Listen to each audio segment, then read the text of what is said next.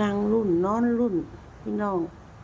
อีหยังมันก็เกิดขึ้นได้บ่สมใจ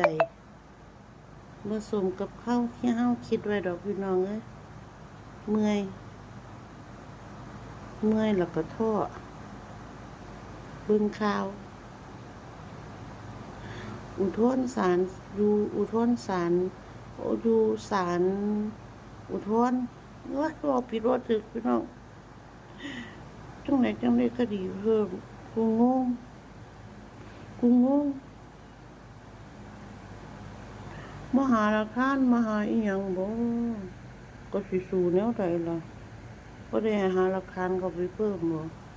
มันคือเป็นจังซั่นล่ะพี่น้องโอ้ยเนาะคนมันบ่ได้เฮ็ดมันก็สิสู้เต็มที่ล่ะทุกคนเฮ็ดจังไดล่ะสู้ๆไปกับเขาเด้อสู้ๆไปกับลุงกับป้าเด้อจ้า